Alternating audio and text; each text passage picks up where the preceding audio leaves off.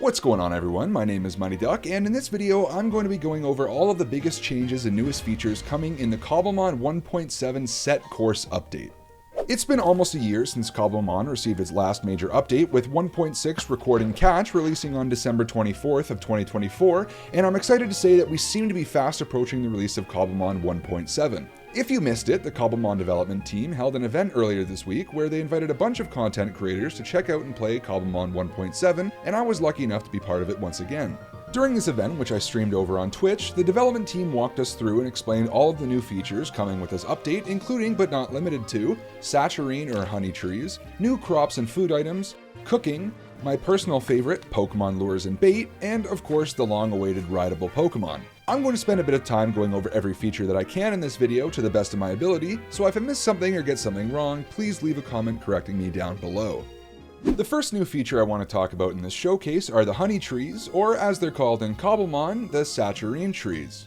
These trees spawn naturally throughout your Minecraft world and are easily identifiable by the indigo-colored leaves. When these trees grow next to a flower, they have a chance to spawn with a beehive, similar to how vanilla trees can spawn with beehives. The big difference with the saturine trees from vanilla trees, apart from the obvious physical appearance, is that pollen from flowers can be spread to the leaves by not only regular Minecraft bees, but now by comb bee as well, allowing for honey to be collected in bottles from both the hives and the leaves. Saturine trees also bring a new spawning mechanic to Cobblemon in the form of slathered honey. When honey is slathered on the tree bark, a Pokemon will eventually spawn in, consuming the slathered honey from the tree, similar to how the honey trees work in the Diamond, Pearl, and Platinum games, just without the 6-hour wait time. After not long, a Pokemon will spawn, using up the honey slather, and can be identified by the small honey particles it emits. Another important mechanic with the slathered honey spawn is that any Pokemon that spawns from the honey slathers has a 10% chance of spawning with its hidden ability. This Squobet spawned using the honey slather, and after catching it, you can see it has Gluttony as its ability. The spawns are obviously determined by whatever biome you're in, meaning if you try this out in the plains or a different type of forest, you'll find different Pokemon. Of course, before moving on, I can't forget to mention the added building benefits of these trees, as it introduces a handful of new blue-colored building blocks in Cobblemon, allowing for players to finally build with a true blue building block that isn't concrete, warped wood, or lapis.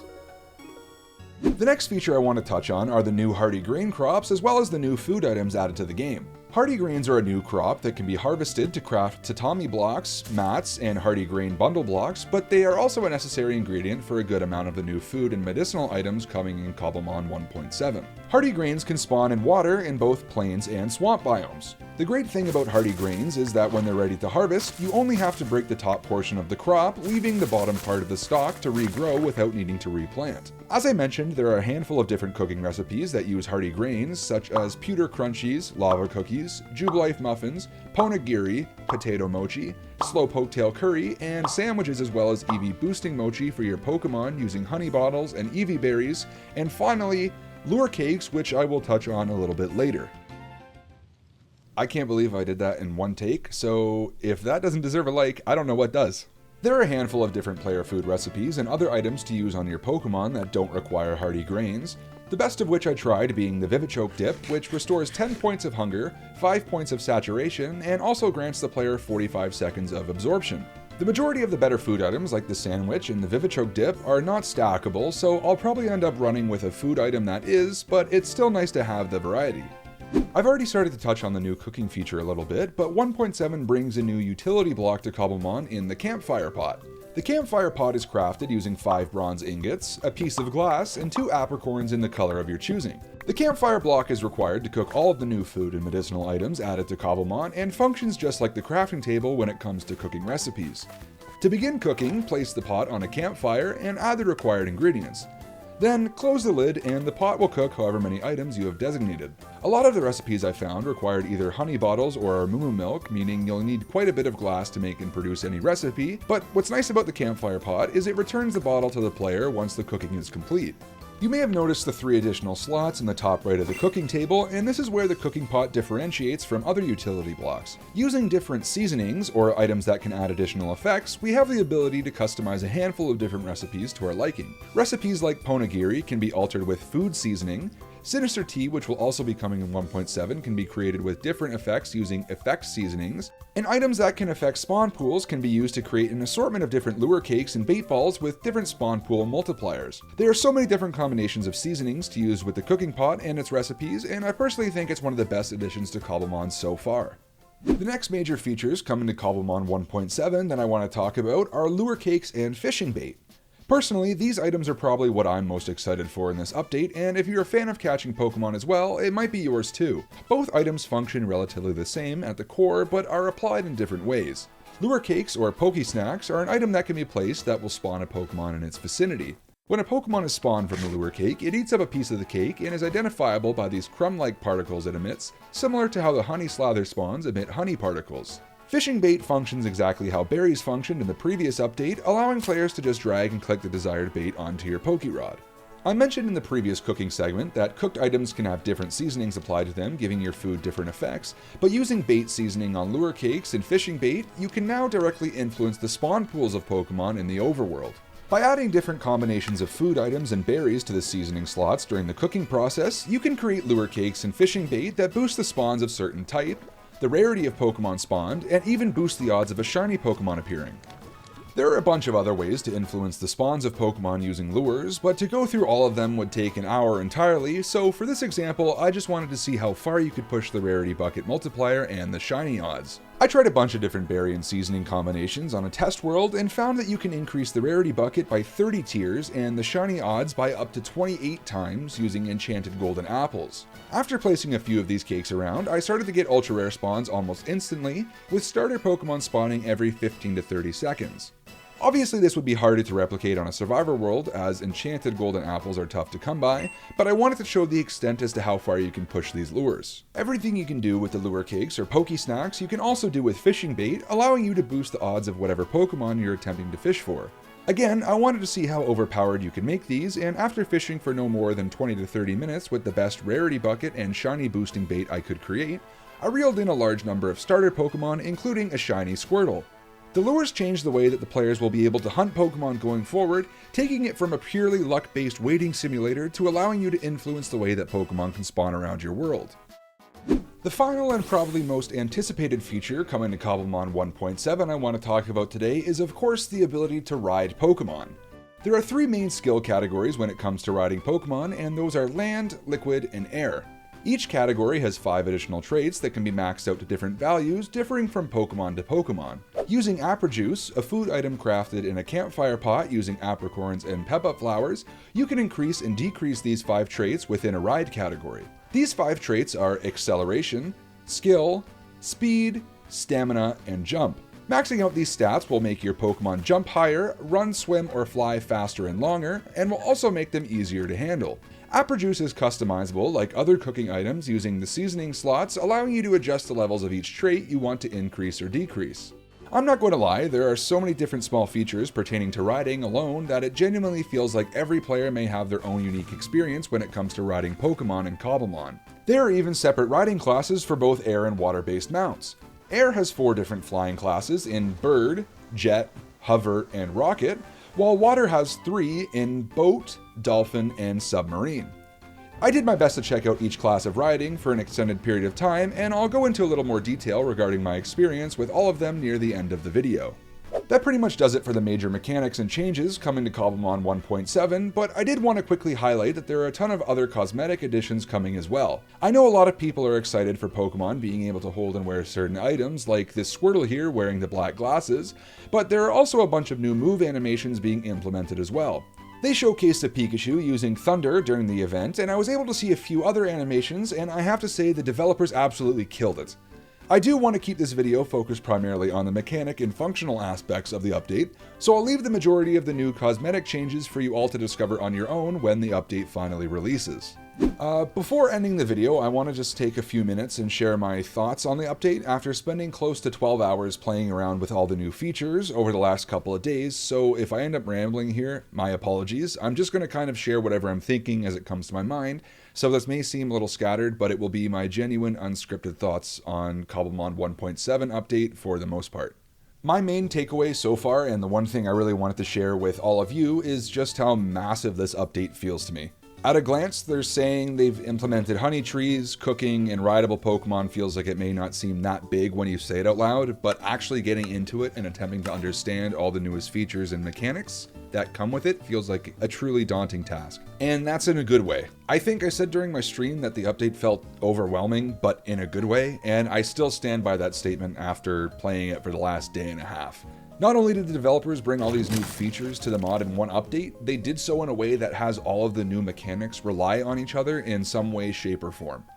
The cooking allows you to create dishes and lures and teas using vanilla-like recipes, and with the seasoning edition, it allows you to customize them to your own personal liking, which I think is a great touch. And then not only does cooking bring in new food items, but a good portion of the new cooking recipes require the honey or moo milk or hearty grains.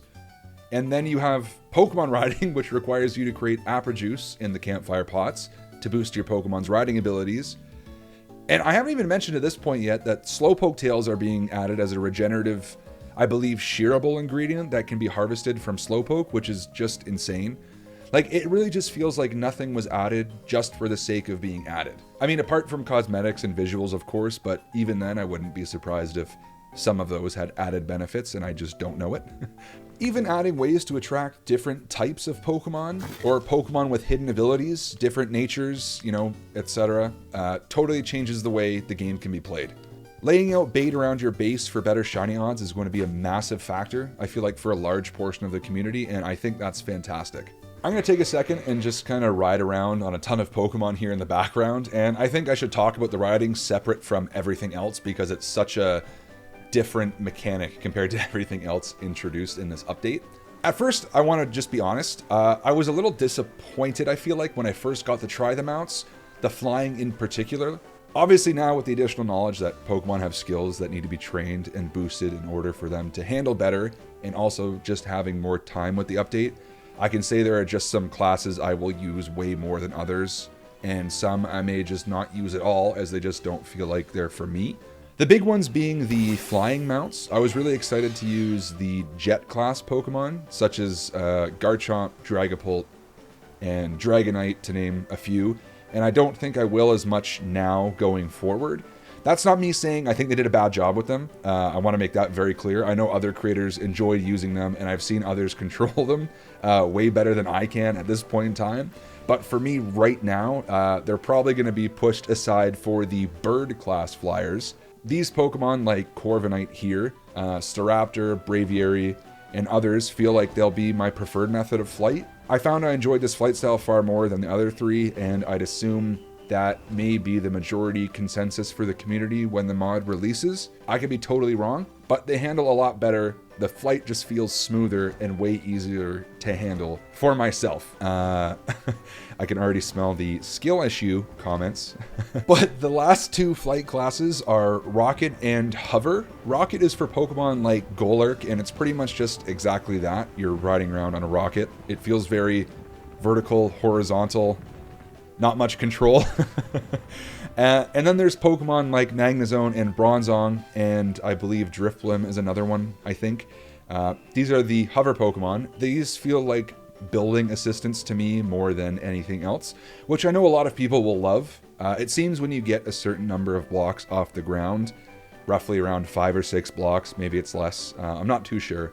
That's when your stamina starts to decrease with these ones, and you start to descend to the ground again. You can see it indicated by the stamina bar located where the XP bar usually is.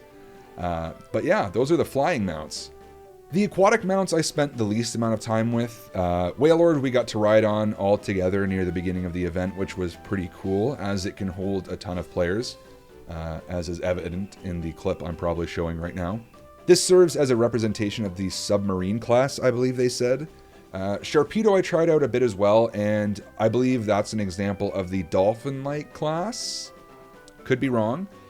Very fast, of course, and not the easiest to control, but again, I feel like the majority of these will not only require more practice, but a bunch of apple juice to improve the handling of them. And then there is the boat type, which of course Lapras covers for us in this case. The land class, I think I probably had the best overall experience with. I rode around on Go-Goat for the majority of the stream, and it was relatively easy to control.